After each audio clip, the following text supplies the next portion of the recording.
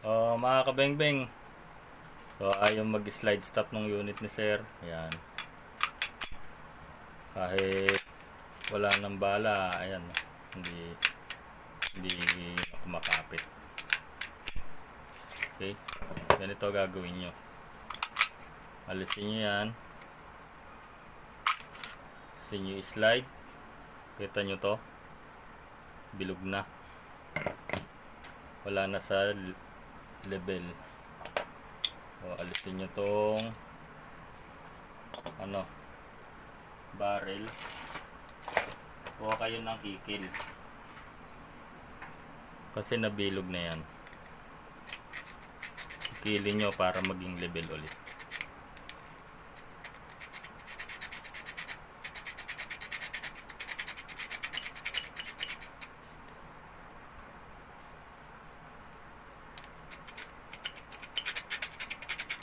Kailangan kantong-kanto na siya ulit.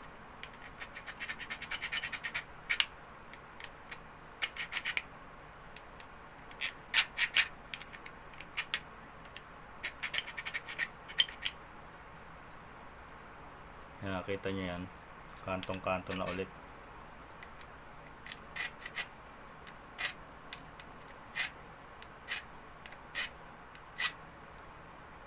Yan.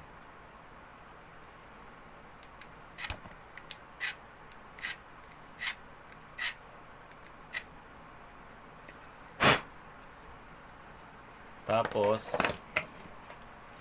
kita nyo tong ano na to. Ito yung tatsulok na to. Yan, ito, yung may tulis na to. Ibababa nyo yan ngayon.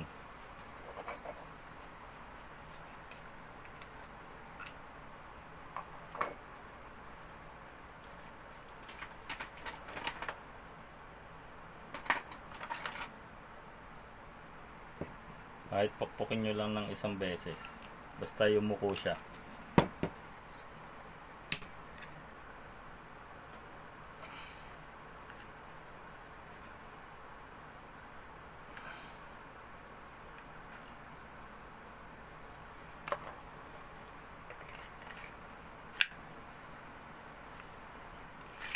Testingin natin.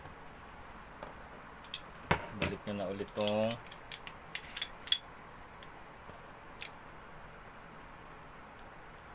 piyesa nyo. Yan.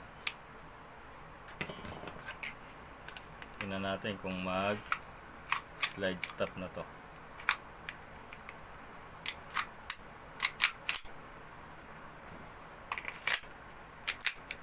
Yan.